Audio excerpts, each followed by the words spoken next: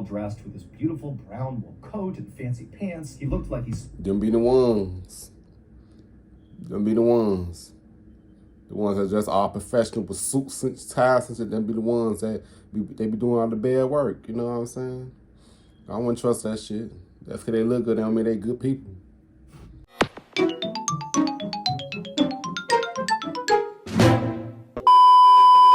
Yo, what's good? What's going on, YouTube? It's your boy Kewonis, CB, and I'm back with another motherfucking reaction video. You know what I'm saying? Today's one, what's we reacting to Mrballen, where he filmed in his secret room, destroyed an entire city. You know what I'm saying?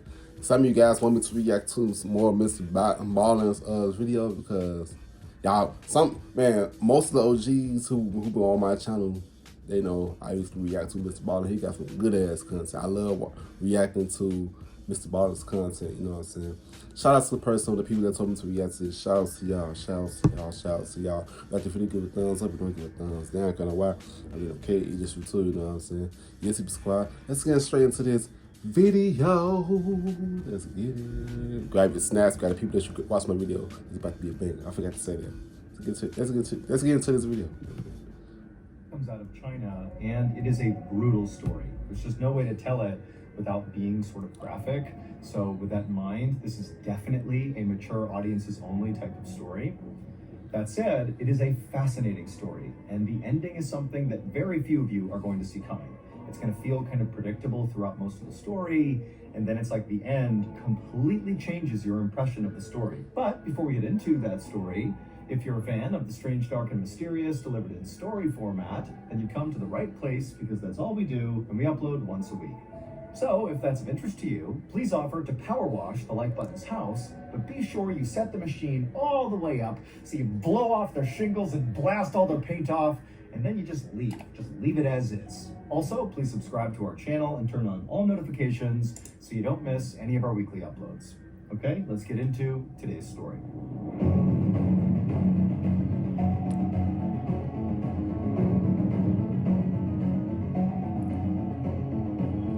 The job offer. One Saturday afternoon in November of 1990, a 26-year-old kindergarten teacher named Su Lixia sat crying on a bench at a train station in the city of Naha, which is located in China. Su had just left her husband for good. They'd had a bad marriage for a long time. It was very contentious. They fought all the time. And that morning, they had gotten into this major fight. And for Su, it was kind of like the final straw. And so she just stormed into the bedroom, grabbed some things, threw it in a bag, and just stormed out. She was done. But Su really didn't have a plan for what she was going to do once she left the house. And so she found herself just sitting at this train station doing nothing, just staring at the trains rolling in and out over and over again.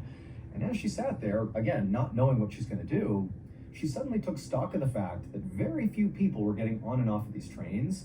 And in fact, the train station itself was weirdly vacant. So the city of Naha, where Su was actually fairly small by China's standards, even though there was 70,000 people that lived there. The city sat at the base of this towering mountain, and then all around the city in the outskirts was basically just farmland with lots of soy and corn crops. And then as you move closer to the city center, there were lots of things you would expect to see in a city, like tall buildings and residential and commercial areas. But overall, Naha was just kind of boring. It's like the city was a city, even if it was small, but there was just not much going on. And in fact, if you lived in China, but not in Naha, there was a very good chance you didn't know Naha even existed, like it was kind of irrelevant. However, in the last few months leading up to this moment that Su is sitting at this train station, the city of Naha had suddenly been put on the map, and everybody knew about this city, because women from Naha were going missing in droves. In fact, Su herself knew of at least a dozen women who had gone missing over the past few months from Naha. And as these women started going missing, it was making the news all over the country,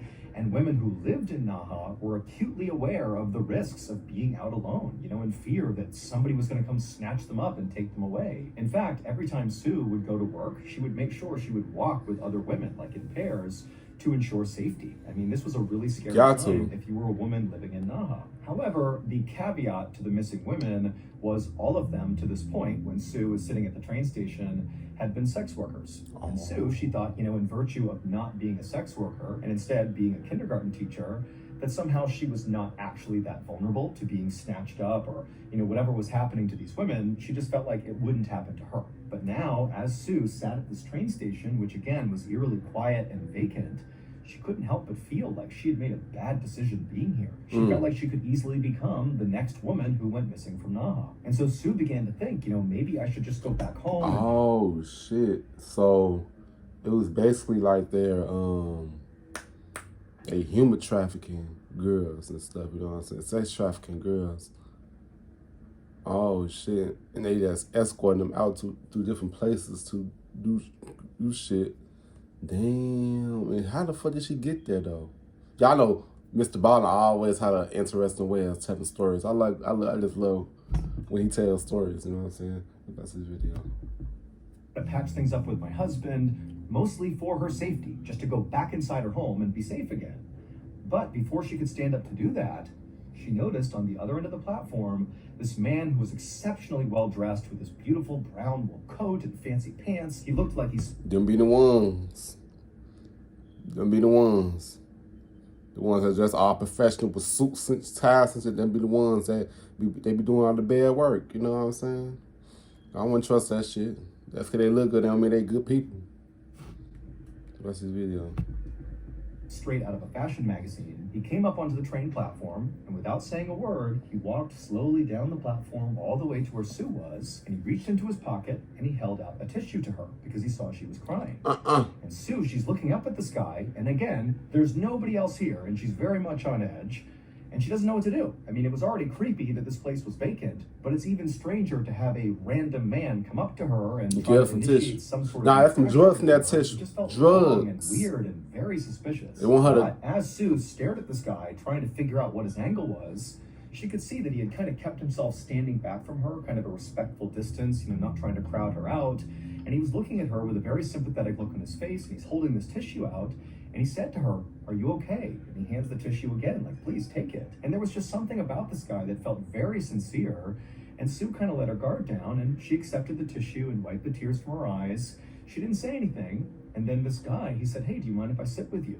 And at this point, Sue said, "Yeah, okay, you can sit down." And so this very handsome, well-dressed man... That's how they get you when you're vulnerable. Sue, not right next to her. Again, respectful distance from her. And again, he asked her, "Hey, are you doing okay?" And for Sue, whose life had been basically miserable the last few months or even years with this terrible marriage she was in, she wasn't used to being asked if she was okay. And this man, who she didn't know, had caught her at this very vulnerable moment in her life. And it was like all her emotions just came pouring out, and she began sobbing hysterically, telling this guy that no, she was not okay. Her life was in ruins. She had just abandoned her family, and she had no idea what she was going to do. And finally, when Sue stopped telling this guy all about her problems, she felt very embarrassed and kind of looked up at him like she was sorry for even saying as much. But the man, who was very intently listening, he was just nodding along, very sympathetic, and he told Sue that his name was Gia Wang. It's something about this dude. At a factory not far from here, and if she was open to it, he'd be happy to think about hiring her at the factory, give her a new start potentially, because it seemed like that's what she really needed. And then he asked her if she wanted to come back to his house to discuss this job opportunity further. Now with this, even though Sue had really appreciated everything this guy had done to this point, the second he asked her to come back to his house, she's like, red flags are going up. She knew there's something off here. Clearly, she's smart. That's all I was thinking about. Y'all, them red flags, baby. Them red flags. She's smart. That's the video. Does have an angle, and it's not to benefit me. And so she looked at him with an absolutely suspicious look, like, no way am I going to your house. I don't know you. I appreciate the tissue, and you let me cry, but there's no way. But again, as she's staring at him with this suspicious look, the look on Gia's face remained very sympathetic and very gentle, and it almost seemed like he was just going to get up and go, like, "Hey, I'm sorry for offending you." But before he did get up to leave, Sue said, "Hold on. Actually, yes, I'll come with you." She didn't know why she agreed to go with him. Maybe it was because her life was so messed up at this point that she was just kind of ready to take chances and be sort of reckless. And this was definitely that. Big chance, very reckless. But again, she just felt like, there's something sincere about this guy, and she felt like she could trust him. No, so that's how they get you. Stood up, and together they walked down the train platform, not saying much. They went downstairs, they went out to the street, and they walked a couple of blocks to where Gia's street was. And as soon as they turned the corner and he showed Sue which house was his, Sue looked up, and whatever hesitations she had had still to that point about following the stranger to his house were gone, because she saw his house was beautiful. It wasn't that it was so grand or anything, it totally fit with the neighborhood, but it was very well maintained and totally felt on brand for a guy who was so well dressed and so well manicured and frankly so handsome. So Gia led the way to the front door of his house. He unlocked the door, he opened it up, and then he gently gestured for Sue to come on inside. And so she did. She walked past him. Gia followed her in, and the two of them took off their shoes and made their way into the kitchen, where Gia brewed some tea for them, and then they both sat down and began to sip their tea and talk about this job opportunity. And so for a few minutes, Gia is telling Sue all about the role and what she might be doing, and Sue is kind of asking general questions about it, but for the most part, she just kind of enjoyed being in the presence of somebody who seemed to care about her. But after she finished her entire glass of tea, suddenly Gia, who had been talking this whole time about the factory, just stopped. It was like he was waiting for her to drink that entire drink. And as soon as she was done with her cup, Gia, again, he went quiet and just stared at Sue with this kind of sinister look on his face. He poisoned her. I told you. Oh my God. Let's watch this video. He was very pleased with what was going on. And at that point, Sue looked down at her teacup and then back at Gia, and suddenly she began to feel very drowsy. It was like her vision was beginning to go, and she realized Gia clearly had poisoned her. There was something inside of her tea. And so before she could do anything, everything went black. Told you, that's like, should went with your first, your gut and your mind. Man, Joe. When you die, you go to another life. Maybe heaven, maybe purgatory, maybe hell. These are the kind. A couple of weeks later, just a few blocks away from where Sue met Gia at the train station, a police officer named Zhang was standing behind his desk at the police station when a very concerned-looking elderly couple came inside. Now, this couple was here to speak with Zhang about a missing person, but the missing person was not Sue. She had been missing for 2 weeks now. Nobody had seen her, but no one had reported her missing. Her husband had just assumed that Sue had left him, and that's why he hadn't seen her, and so he had naturally not reported that. And again, nobody else knew she was missing, so keep that in mind. Officer Zhang has no idea about Sue and Gia, none of it. But when this elderly couple came in to make a missing person report, Officer Zhang was not the least bit surprised. It was now December of 1990, and over the past 6 months, 20 women out of Naha had suddenly gone missing. Remember, Sue is not one of those 20. The 20 are mostly sex workers who went missing at that same train station where Sue met Gia. And so Officer Zhang was used to making all these missing person reports. But candidly, the police actually felt like, because these were sex workers that were going missing, they weren't sure if they were actually being abducted or if they were simply getting on a train and kind of leaving town to go work somewhere else. And so really, That'd be there part of that wasn't a shit whole lot too. of investigation happening to figure out why. I wouldn't so trust many the of damn these women police were for real. missing. But again, Officer Zhang, he's not surprised that they're telling him they want to file a missing person report. But when Zhang took this elderly couple to an interview room to talk to them about whoever was missing in their lives, when this couple spoke, Officer Zhang knew this was different, because the couple was not reporting another missing woman from Naha who also happened to be a sex worker. Instead, they were reporting that a man was missing, a businessman. However, the details of his disappearance sounded eerily similar to all these sex-working women who had also gone missing. This guy was last seen at that same train station where Sue had met Gia, and then nobody had seen him, and so that's why they were here. And so Officer Zhang, he wrote up their report, and then he told the couple that, very likely this man is okay, and he'll show up at some point under his own steam, but he told them the police would look into it, and they'd be in touch. However, as this couple got up and turned around and left, Officer Zhang couldn't help but feel like this missing man and all these missing women went missing from the same place. And it's the same city, and it's the same pattern over and over again, but now we have a man. And even though Zhang wanted to write it off as an anomaly, he started to wonder if this missing man was connected to all these missing women. Because by January of 1991, so 2 months after Sue had gone missing without a trace and still had not been reported by anybody, and 6 weeks after that elderly couple reported that man missing, another 5 people from Naha had gone missing, 2 more women and 3 more men. And so now the police in Naha were looking at 26 people, men and women, that had all gone missing very recently out of Naha, and nobody had a clue what happened to them. And importantly, because now there were men who were not sex workers who were going missing, the police couldn't just write this whole thing off as, oh, these sex working women are just going to another city to go do their work there. Like, that was not a possibility anymore. Clearly something bad was happening, and the police knew they really needed to do a real investigation here. So finally, in early spring of that year, the police in Naha formed a task unit and legitimately began investigating all these disappearances. But amazingly, there was like no information. Like, there was nothing. These people went missing and nobody heard from them. There was no evidence of where they went. There was not even any sign that anything bad happened to them because no bodies had been found. There was no evidence of really anything happening. All the police knew is these 26 people, not including Sue, so she would be the 27th person, had been at this train station and then vanished. And that's all they knew. And it got to the point where this story really began to spread around China, and it became like this running joke that if you don't want to live, go to Naha, because everybody assumed there had to be some sort of serial killer or something happening there who was just roaming the streets, picking people off.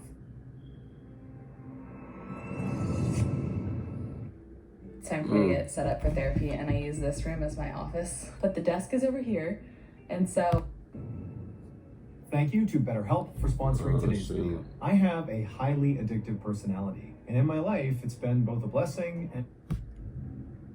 By late summer of 1991, when really this story had taken hold across the country and was becoming a bigger and bigger deal because there was absolutely no resolution here, police had no idea what was going on, well, the whole situation got a whole lot worse because now, in addition to people suddenly vanishing at the train station in Naha, more people were also going missing in other cities nearby Naha, but all along the same train line that left out of Naha. So more train stations, more human trafficking, all around the area, not just the city of Naha, but all around. And by the fall of that year, when over 30 people had gone missing all the same way from these train stations all around Naha, the police still had absolutely nothing to go on. All they had... They part of the shit. People, here's where they were.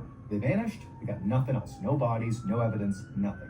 But they know how to cover shit up. On October 22nd, 1991, roughly a year after Sue met Gia at the train station in Naha and then drank that drugged tea. On that October day in 1991, so again, a year after the disappearance of Sue, police at this train station, 1,700 miles away from the city of Naha, were doing random stops of commuters on the train platform. This had nothing to do with the ongoing investigation into all these missing people. This was just like public safety stuff, where the police were kind of just walking around, looking for people who looked suspicious, and then checking in on them to make sure they weren't doing anything illegal. And on this particular day, at this train station far away from Naha, one of these officers spotted this very handsome guy in a beautiful brown wool coat. Oh, him? I knew it was him. Pants and shoes, and he stood out a lot because I knew that was him. How beautiful he was. And so the police officer saw him, and this very handsome guy looked up, and he saw the police officer, and it was like immediately he did something very suspicious. He reached down, grabbed a bag, and quickly turned around and began walking away. And at the same time, two other people who were right near this very handsome guy did the same thing. They grabbed bags off the ground, quickly turned around, fell in line with this handsome guy, and began quickly walking away from the police. And so the police obviously are totally suspicious. They run across the platform and they manage to stop all three of them, and they turn them around and they say, "Show me your bags, open them up." And the police, they would open up these bags and they contain drugs. And so right away, these three know they are caught, but they don't say anything. They just stand there and they're totally silent as the police are asking them, like, what are these drugs? Where are you going with these? What's going on here? They're not talking. And so finally the police go, "Give me your IDs right now." And so all three of them cough up their IDs, and the very handsome guy with the beautiful brown wool coat and fancy clothes, well, that was Gia Wang. The same Gia Wang who had gone with Sue into his house and given her the drugged tea. But again, these police officers are only concerned about the drugs. They don't know anything about these guys. They don't know that Gia met Sue and did this thing at his house with the tea. That wasn't even reported to police. Nobody knew about it. But these police knew they had caught these three people with these bags of illegal drugs, so they brought them back to the station and began to question each of them. And when they spoke to Gia, Gia said nothing. However, when they spoke to the two other people that were with Gia, one of them began to crack. It was obvious they had more to tell about these drugs, and they were kind of holding back tears, like they were very upset. Yeah, it's like, I feel like Drew, what's his name? Gia Wang. I feel like he was the one that probably forced them to do that shit with him, or he's gonna kill him or some shit. You know what I'm saying? So I knew it was wasn't gonna break. You know what I'm saying? Tell it all. You know what I'm saying? Like he got scared because he got caught. You know what I'm saying? About the video. So I felt like a lot of people and was one of the fresh to do interrogators, this. sensing one of these people was prepared to confess to something, instead of really drilling down on them, he was very comfortable, and he offered them a blanket and said, "Here, take this blanket, relax, it's okay. You can tell That's me the best what's way on to your do mind, it. it's okay." And that just totally broke this person, and they said, "These drugs are nothing. You need to see what's in Gia's house. That will put these drugs to the side. They won't matter. What's in his house is horrible." The next going into an office, working 50 hours a week, having that structure. The next day, a phone rang in the police station in Naha, and Officer Zhang picked it up, and it was one of the officers who interviewed these 3 people with drugs and got this whole horrible confession about what was inside of this guy Gia's house, and he told Zhang all about it. And as Zhang is listening to this, his eyes went wide because he knew this had to be connected to all these people going missing. Like, this has to be it. And so as soon as he hung up the phone, Officer Zhang rounded up 20 other police officers and 10 forensic doctors to go search Gia's house. And when they got there, the house from the outside looked just as beautiful as when Sue had seen it for the first time, and felt like her reservations about Gia had gone down because of how wonderful his house looked. But as soon as all those police officers and the forensic doctors stepped inside of Gia's house, he wasn't home, there was nobody there. When they went inside, they were instantly hit with this horrible, horrible smell inside the house. Dead bodies. Even though things are neat and beautiful inside too, there was something bad inside this house. Dead bodies. The smell seemed to be coming from the basement. And so at some point, Did I say that? I feel like I feel like he had them people in the basement torching their ass. You know what I'm saying? Man, that's how all these little serial killers and sociopaths do. You know what I'm saying? Man, that's supposed to be video. Zhang and the other officers, they got to the door, they opened it up, and they looked down, and all they could see was just this dark room down there, and the smell was so strong. But they pulled their shirts up over their faces, and they went down the stairs, and when they got down there, they couldn't see anything. It's totally dark. But the smell at this point was so overpowering that a couple of the officers almost fainted. And so literally they had to leave the house fearing they were breathing in toxic chemicals or something, and they had to wear gas masks just to go back into the house and back down into the basement. And when they got back down there, now wearing their masks, it didn't seem like there was anything down there that could produce such an awful smell. Like, there was just nothing down there. But eventually, one of the officers moved to the middle of the basement, right in the middle, and they realized there was an opening. And they looked down into it, and they couldn't believe what they saw.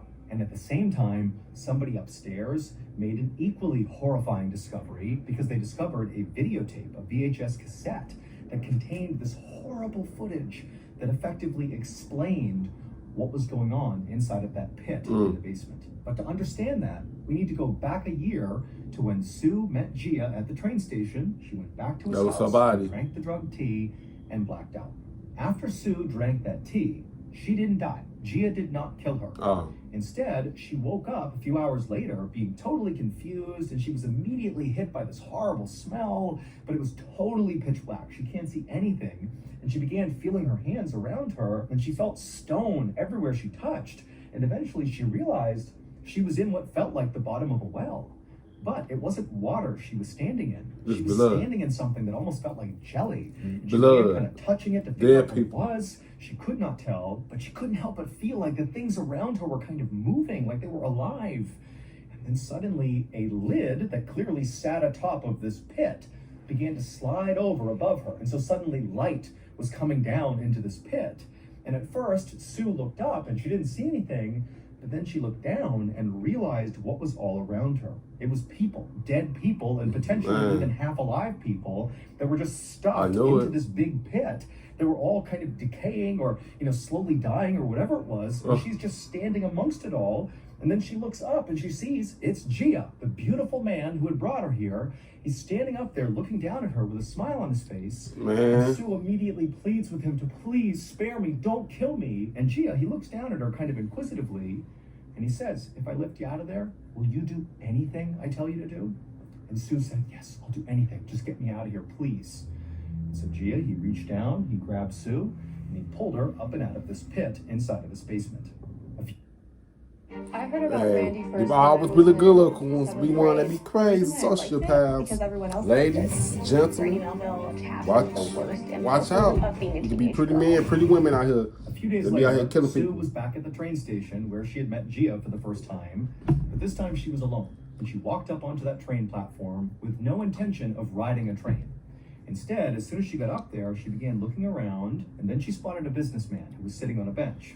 And she walked over to him, and she sat down next to him, and we don't know exactly what she said, but we think what she said. Oh, so she probably be the one that lured the men in. So she probably was helping her. She was helping get the men in.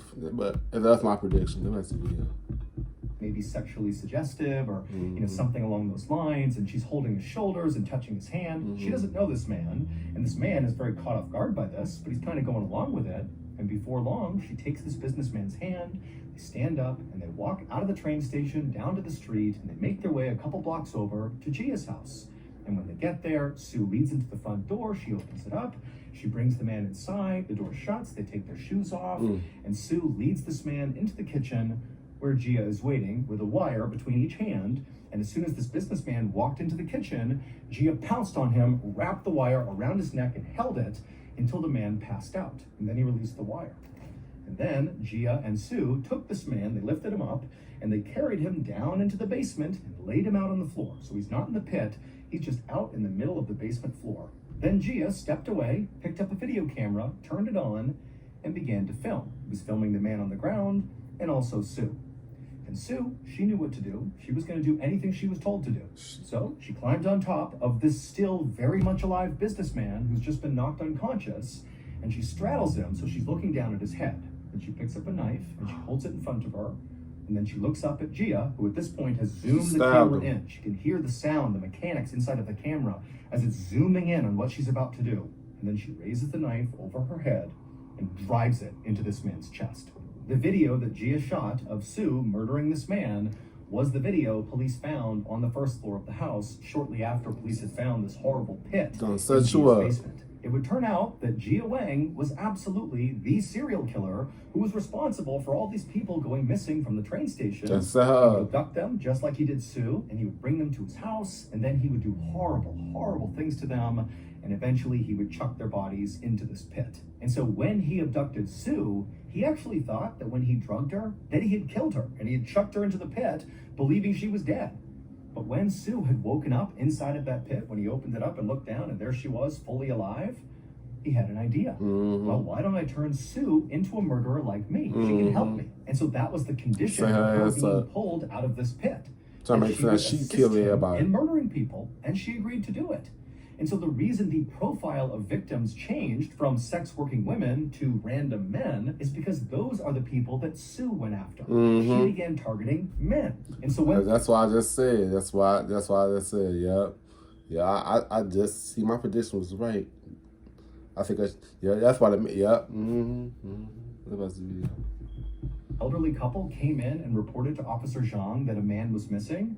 That was Sue's first victim, the man who had been seen on video being stabbed in the chest by Sue. Now, nobody to this day understands why Sue actually went along with this. Like, she was pulled out because she thought she wouldn't be alive. She wouldn't be kept alive. Go to the train station and find your first victim. I'm not gonna lie. If I was in that situation, I would have fucking escaped and went to the fucking police.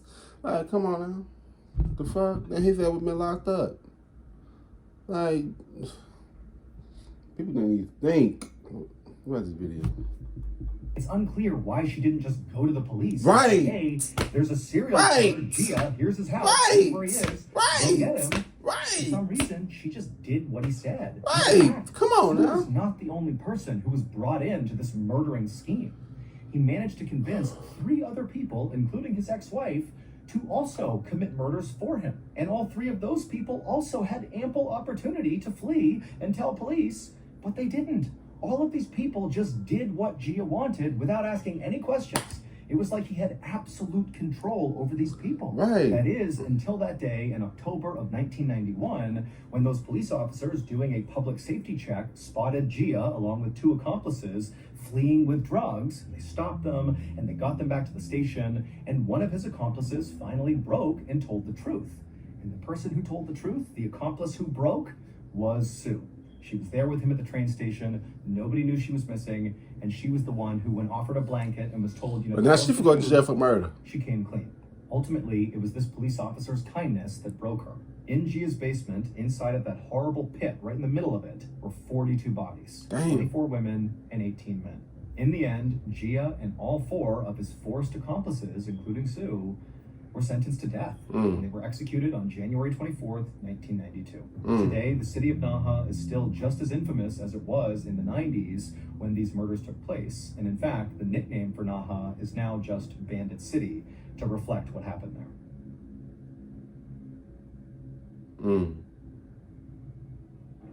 I want to create a mildly effective you Yeah, that was a good that was a good story, you know what I'm saying? Had me so intrigued, you know what I'm saying? Had me so in tune, you know what I'm saying? Like, I love watching his videos because me, I'm a visionary. I could picture what he's telling the story about in my head, you know what I'm saying? So I was like, I love watching his content, man. Probably one of the best storytellers on YouTube, you know what I'm saying? Cause most story times be so damn boring. His had me so in tune, like, damn, I can actually picture this shit happen in my head, you know what I'm saying? But comment down below about your opinion about this video, you know what I'm saying? Also comment down below some more videos that you guys want me to react to or do next. I got y'all, you know what I'm saying? Yes, subscribe. I'll see you guys in the next video. I love y'all.